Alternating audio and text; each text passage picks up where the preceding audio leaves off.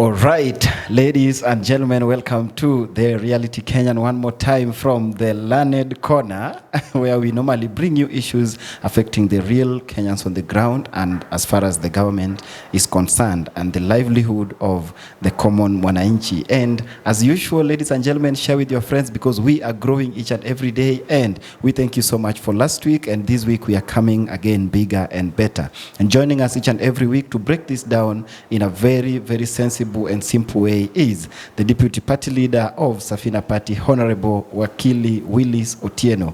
Piki Ponki, of course, joining us right now. Wakili. Yes. Karibu sana one more time. We are happy to be here again. Thank you so much. Yes. We are happy to be here one more time. Yes. And to have this conversation that is growing bigger day by day. Yes. We thank Kenyans that since we started, we are almost 1 month done, and they are joining us each and every week. Yes. And it's growing big. So thank you so much for always taking your time, and we welcome you to this week's episode of the Reality Kenyan. Thank you very much. Asante sana.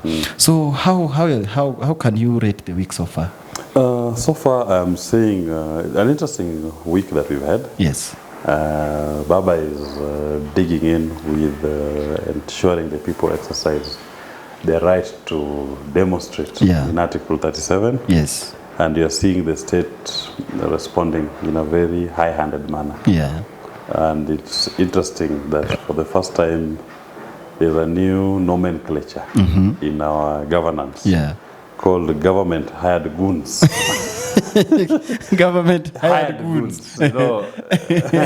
You'll expect goons. Yeah. The goonship operates outside the formal administrative structures. Yes. And you'll expect when government wants to do something, they should do it within the rubric of the political and administrative structure that has been set up. Yeah. But for once, we are now seeing government resorting to using goons. Yes. People are not within the formal police structures, or even if they are removed from uniform and they go into civilian outfit to commit acts of destruction and harm to the general population. Yes. That is an interesting thing. The countries where you've seen governments hire goons are typically what you call failed states. Yeah. These were Sierra Leone, back in the day, Liberia, Congo. It's not a structured state that respects the rule of law and operates within the rule of law, that you see a faction of civilians who are protected by the state committing acts of damage to other people's properties and causing harm. And if you look at Monday, journalists were attacked. Very many of them, actually. Some of them were saying they were attacked by men in uniform, policemen. Yeah. Some were attacked by civilians. Yeah. Again, some of them are saying were being protected. Like the hired goons. The government hired goons. Yeah. We saw an attack on East Africa Spectra, private property. Yes. That took place in Northlands, associated with Jomo Kenyatta's family. Yeah. And interesting in all this is that the response time by the state, specifically the police, was more than 12 hours. Northlands, for example, I'm told you have two police stations around the area. 5 kilometers away from both sides. And I don't believe even if they were using a tortoise to move, it will take them 12 hours to respond. Yeah, sure. That was in today's nation. There's a very detailed account of even the nation is quoting an unnamed officer who is saying they were told not to respond. And that portends a serious challenge to this country. Because when you open that route, when will we draw the line? When will you say this is where we all intended it to go up to this end? Because you're now opening up yourself to anarchy. When people choose to exercise their democratic right to demonstrate and to picket, I don't believe that the response will be to sponsor hirelings to attack private property. Yeah. Because then nobody's private property is safe. Yeah. You may think that it is Uhuru today. Tomorrow it may be you, or it may be me. Yeah. Anybody saying that whatever little you have, even if me I own a quarter, piece of land, a plot 10 by 10. Yeah. Somebody else somewhere will be saying, but how comes Willis owns 10 by 10 and I don't have any plot? I should move in and stay there. Yes. And land is a very emotive issue. Yeah. We should not joke with land or casually treat private property. People work. We wake up every day to go to work. Even those who are jobless, they hope to one day get a job, to be able to economically engage and better their livelihoods in the community. Yeah. So if somebody has eked a living and acquired property, and then a state-sponsored goon moves in to take that property, then it makes even our being in the country meaningless. And then what do you work for? And the officers are told not to. Are told not to act. The police stand down. Yeah. And in a way, I will call it facilitate that attack. Yeah. That destruction of property. Yes. That is dangerous. Look at Israel and Palestine. They've not known peace since 1948. And it boils down to land. Yeah. Sometimes they fight just over street. Control over street. The Gaza Strip. Yeah. That was an epicenter of conflict in the region. Yeah. So we should not joke around with some of these things. Yeah. Political issues should be resolved politically, and resorting to thuggery as a spiral effect that will eat not only the people who you think you're targeting today, but even the innocent bystanders who may not even be part of the issues that Azimio are raising with Kenya Kwanza. It will also eat, in my view, even those in Kenya Kwanza who are responsible or who are now cheering those kinds of attacks. Because it is a one-way traffic to total anarchy and destruction of our social fabric. What do I see now happening? At least there is a lot of public pressure on it. Kenya Kwanza are digging in. Yes. I watched the majority leader yesterday. And if you're being non-apologetic, so to speak, in his presser, in his appearance in the evening TV. And just before that, the week before he was captured somewhere, I think Kenyaga High School. It was on 19th, a day before the demo started on 20th. And he was very categorical that tutanyakua hiyo shamba. We shall. Tuta in English means we shall. We shall. That's a promise. And taking cue from what he said, we saw Northernlands being attacked. And it is the same land he was talking about. That's the land he was talking about. So that is a very dangerous precedent. And people who occupy leadership in the country must be very careful with their utterances. And as I've said, you may think you are immune, but these things serve a way of getting back. Getting those things, it may affect the targeted and the unintended targets. And more importantly, for me, of concern, is if this can be done to the land owned by the former president family. Two presidents, of course. Where does this common man who has just worked to acquire his quarter acre get his protection? Because those who don't have land, if they see this happen successfully to a former president, they can also have a legitimate claim to that which a private individual has acquired. And how will you stop it? Because they'll say this is now the policy of the state. Those of us who don't have land, it's our time now to own land. Yes. And the only way to own land is buy a machete. And get power source. Power source and put up a mabati structure and say, now I am the landowner. It reminds me of, there's a movie I watched. Yeah. I think it was a movie about the piracy. Yeah. In the Indian Ocean, when the piracy issue was very big. And this very towny little boy who jumps into the ship, a big ship, and he tells the captain, look at me, I am the captain here. He's taking command. He wants to take over the ship. And the captain, he took over the ship, took command of the ship. Yeah. Big ship, cargo ship. That's a very small boy instructing the captain. Very thin and almost malnourished. Yeah. His only claim to why he could control that ship, he had a big gun. And the captain could do nothing. Yes. Now, I am the captain. Yeah. You do what I say. Do what I say. Yeah. So that is what this is about. Yeah. That was in the high seas, but now it's on the land. That the person carrying the biggest machete who is now the one in control. That's the owner of the land. Not the one having the title deed. Not the one having the title deed who worked hard or who, by whichever means, acquired that property. I do believe that if anybody has an issue with how anyone acquired land, we have legal processes that can be used to seek remedy. Yeah.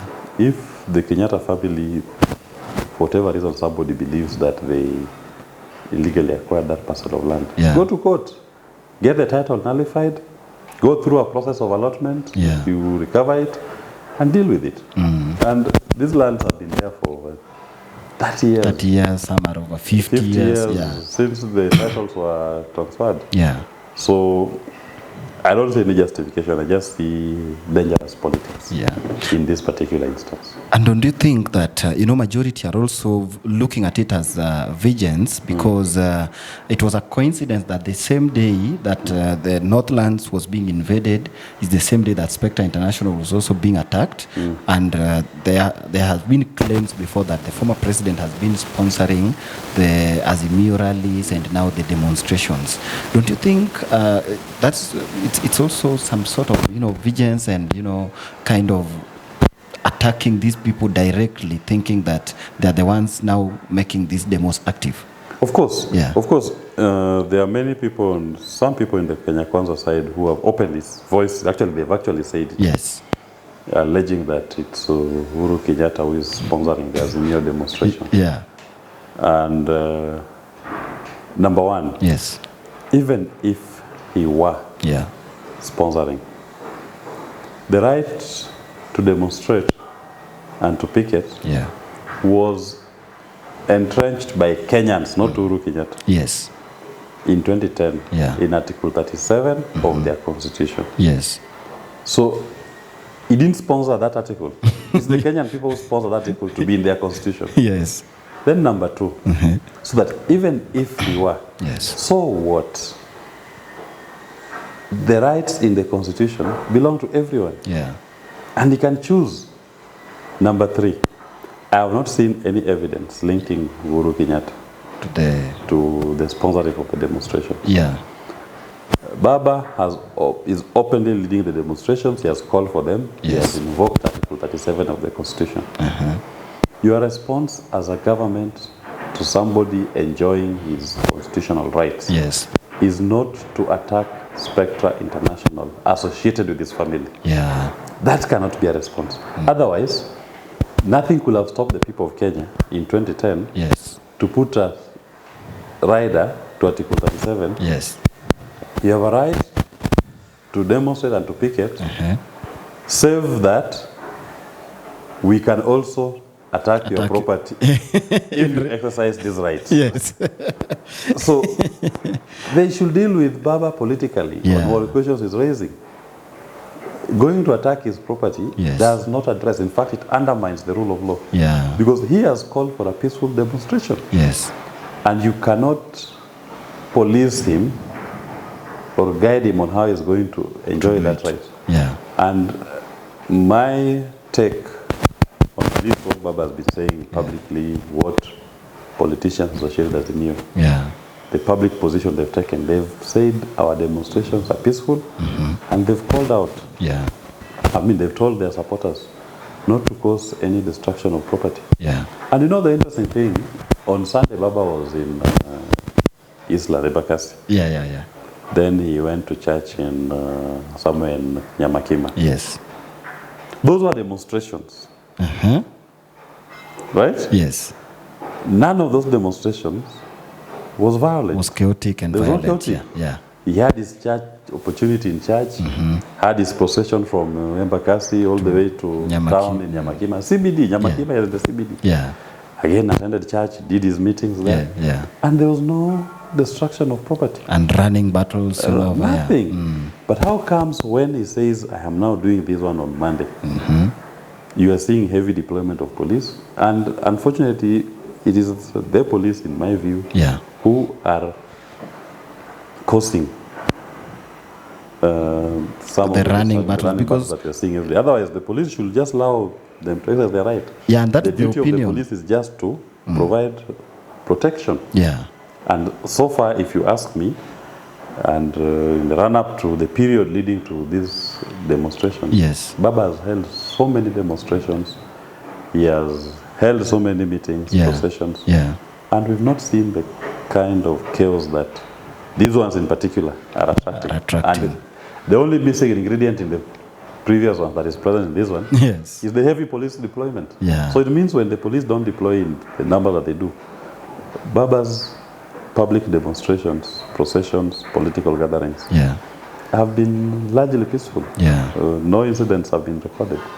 I was going to say also that on the question of whether Uhuru is sponsoring the demonstrations, I don't think there's anywhere that is indicated that a former president loses their political rights or their constitutional rights in the constitution. And then finally on that point, in 2017, we were demonstrating. In fact, I was in Baba's camp actively as the campaign manager. We held many demonstrations which were successful in this city, culminating in the swearing in of the people's president at Uhuru Park. Last in 2018, January. January 30th, 2018. And we were doing this while Uhuru was president. So are we going to say that he was the one who was sponsoring the demonstrations against him? I don't believe so. He did. Because Baba has been actually doing these demos before, and the meetings and all that. So when you start saying that it's Uhuru's sponsor, you're cheapening our exercise, the exercise of our rights. And that's quite unfortunate. Kenya Kwanza should find a proper response to the demonstrations. I don't believe what in American parlance they call gaslighting. Because will help. What they're trying to do is gaslighting and dog whistling to a certain constituency. Go and attack Uhuru, go and attack Baba, go and, you get what the attempt in Kibra, and I am glad that the political leadership went to Kibra. The one that happened at night. At night, yes. Again, these same hired goons trying to stoke ethnic and religious animosity between communities that have lived in Kibra for ages in peace. Luckily that did, and I urge the people in Kibra not to succumb. This is the time when Kenyans, we must be very careful. Because once you have hired government goons on the prowl, anything can happen. They can stoke any kind of animosity. If you read the Akiumi report on the 1992 ethnic clashes, some of the tactics that are being used today, or some of these that you are witnessing today, were deployed by the state in 1992 against citizens, including using policemen in civilian who are being deployed to cause attacks in Molo, Likia, Kuresoi, those areas. Some of those attacks were state-sponsored. And Akiumi, there's a judicial inquiry report that documents this. And when you see now goons who are perceived to have protection or being facilitated by the government, or the police, it brings back memories of 1992. And those clashes were very bad. Yeah. Led to loss of lives, destruction of properties. Many people have never recovered from the catastrophic effects of those attacks. Even back in that 1992. Yes. Again, you are seeing attacks on the media. That is happening actually. Which is again happening openly today. The police and the state-facilitated goons attack the media and destroy their cameras, their equipment. It's because they don't want you to document the kind of atrocities that maybe they were intending to commit. Unfortunately for those who may be behind these things, I don't know who they are. 92 and 2023 is over 30 years back down the line. A lot has since happened. Technology has taken over the world. True. In fact, the news that people get about what is happening on the demonstration, over 90% of it come from citizen media. By citizen, I mean individuals. Citizens, from not the TV. I mean the individuals who are using their phones. You have more than 8 million smartphones in the city. And people will record and document. And they do it live. People see it while it's happening. So, in terms of documentation, there's a lot of it going on. People are recording these things. People are sharing them. People are storing them. So, my word to people, those who may be minded to use these 92 tactics, is that in 92, we only had KBC. And maybe BBC the national media will recover. The media space has since changed from one national broadcaster to everybody. Now everybody is a broadcaster. So you can't deploy those tactics. Just learn to live with the times. These ones you will fail. And then also something that I want to mention. I noticed some of the leaders, specifically, there was a tweet by the majority leader in which, in my view, that tweet was meant to profile Luos, ethnically profile Luos. And when you see that kind of ethnic profiling, and then you see the kind of attacks that have been done in areas largely dominated by that particular community, we are tinkering now towards what you call the elements of crimes against humanity. Tied to that, there was something, and these are very dangerous things that I saw a video Baba shared of people in, Baba said the information before, then there was a video which came out of people in uniform, armed goons, using an ambulance as a vessel of transport. You know, ambulances are protected under international law. And you cannot deploy ambulances and use them to transport or to carry weapons in war situations, conflicts, in fact in conflict situations. And when you see the ethnic profiling, you're seeing the targeted attacks, these are basic elements that will lead us towards crimes against humanity. Then we can say this is an armed conflict going on in Kenya. Then next you see the misuse of ambulances, because an ambulance is a very important vessel actually. Even in war, when you're in total war. And international conventions recognize the protection of even prisoners of war. And an ambulance is what you call the only vessel that can be able to pass through in the course of war between the adversaries, because the intention is that it moves in to go and rescue, provide medical care, attention immediately needed to people, up to the victims or those who are injured in the course of the war, even the combatants themselves. Now, when you start using an ambulance, what you do is that you start creating in the minds of the people that an ambulance has become a vessel of war and it can be attacked. True.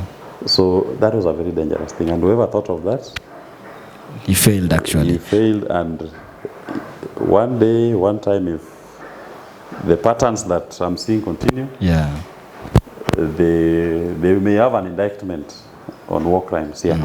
Sure. Yeah. If this escalates to something big and we reach the thresholds of international crimes, those who use that ambulance will have to answer, either locally or internationally. Yes. Don't you think that it was so, not so good, because maybe sometime innocent people will be using the ambulance to go to the hospital, but it will be attacked thinking that. Exactly. That is why an ambulance is protected. Because now once you start using an ambulance as a vessel during conflict situations, and people are you are exposing the injured and those who are in need of care to potential attacks. Because then the protection that is accorded to that vessel is taken away. True. And that is something that we cannot allow. The state needs to take action immediately to find out who are those officers, who was their commanding officer, who allowed the use of that vessel. And if they were civilians, who are they? But I noticed that they were bearing arms, so they must be state. These are police officers or people who are associated with security agencies. So the command responsibility must be brought out for these people to answer. And I must say this is something that I must say to our policemen. I know they are working in difficult conditions and situations. You know, ultimately there is something in international law which nations have adopted called the command responsibility. You have responsibility for the unit that you are commanding. If that unit commits crimes, as an officer in charge of that unit, you have command responsibility and you can be charged and tried for the crimes committed by your unit. And I remind our officers again, the case of Baby Pendo. Back in 2017. The officer who was in charge of the unit that committed that offense, in as much as you are not able to identify which particular officer committed the offense against Baby Pendo. But the officer who was in charge of the unit, as I speak to you today, the DPP has recommended to register a charge sheet against him for crimes against humanity during that time in the High Court of Kenya. Today, as I speak to you today, that officer is facing a charge. He has filed an application before the High Court challenging his prosecution.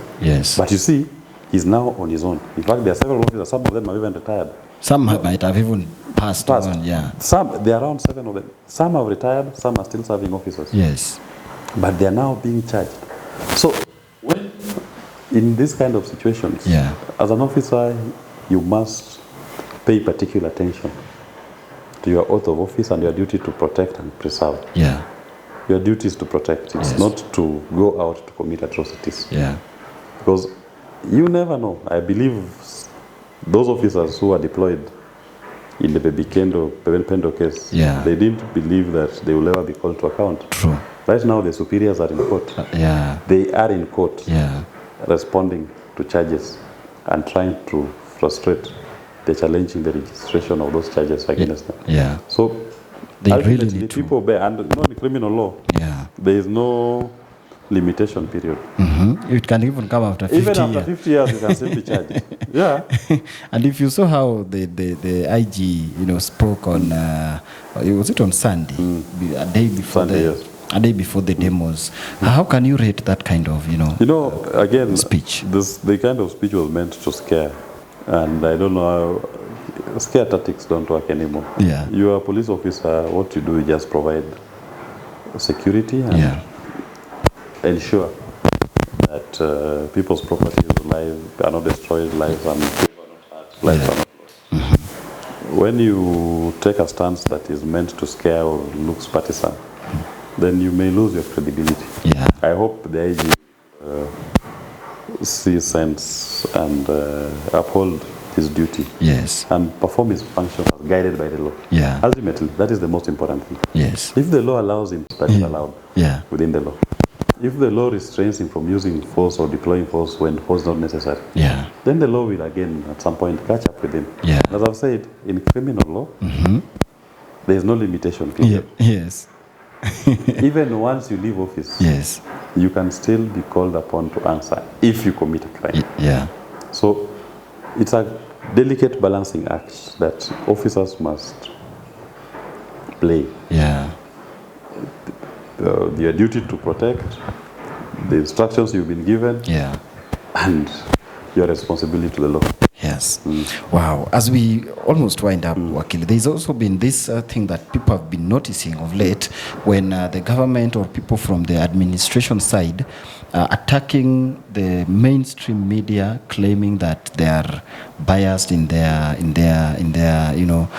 airing and airtime and all that in their news, because they have been reporting what's happening on the ground. And even if you watch the interview that the majority leader had, he said that the media is biased and do not want to work with the government. I don't think What's your view on that? I don't think the media is biased, but of course those are their views. Yes.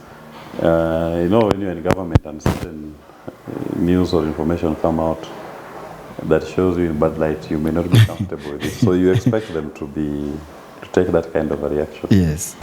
That these people are biased, they are not fair.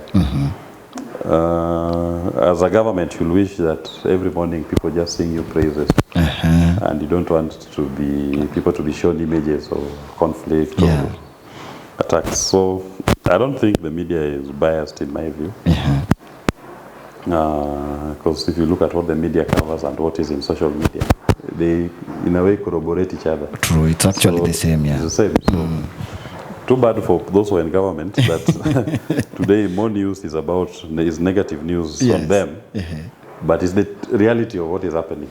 So if the media covers what is happening and relays it, even if they don't, you will still find social media sharing the same kind of news. But you live with it. And if you look at how the government has been reacting to everything, from the political opponents to the civilians to everybody, don't you think the government is kind of bitter? That's what people are saying, that it's either they are bitter or they have not accepted the situation as it is. What is still lacking in my view is statesmanship. Once you are sent to certain offices, there are higher responsibilities called upon you, and you are leading the totality of a nation. Those who voted for you and those who didn't vote for you. True. The moment the present administration recognizes that they are leading not just a faction of the nation, but the totality of the nation, then I believe they will change how they respond, even their public utterances to the people.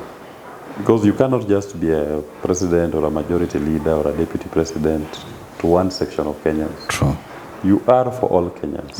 And whatever you do is to the benefit of all Kenyans. So hopefully one day they will come up to the reality of statesmanship. Where they are, and the responsibilities bestowed upon them. In that regard. Wow. As we wind up, Wakili, what is your parting shot? What can you say about the whole thing as in general as we wind up? My parting shot is that the rights we enjoy in our constitution was fought for. It took so many years. Some people lost their lives. They paid for them, for these rights that we enjoy today, with their lives. They fought for the rights, never lived to enjoy them. Some people are living with scars on their bodies today, maimed. Some people are living with a trauma. They are traumatized for the fights they had to go through to make sure that we are enjoying the rights that we enjoy today. As Kenyans, we should not take for granted the sacrifices that were made for us to have those rights entrenched in the Constitution. These were paid for by blood, if you ask me. And it is our responsibility to protect those rights. We cannot afford to go back to a state where rights mean nothing. And you can only enjoy them at the behest of a holder of a public office. Rights are not granted by the state. Rights are innate to us as humans. the Constitution only guarantees them. We cannot afford to go back. Yeah. We must protect this. Yes. Wow, thank you so much, ladies and gentlemen. As usual, this is the Reality Kenyan. We have talked about so many things, just rounding up everything that has been happening and where we are heading as a nation and as citizens of this beloved country of the Republic of Kenya. So thank you so much, each and everyone who has been watching Wakili. I really appreciate. Thank you so much. Until next time, we'll be back here with more and more freshing news from the Reality Kenyan and the Learned Corners. You can see this is the Learned Corner where we always have a conversation with the Honorable Deputy Party Leader, Safina Party, of course, Wakili Willis Otieno. Thank you so much. My name is Simi Kenya. Until next time, may God bless you.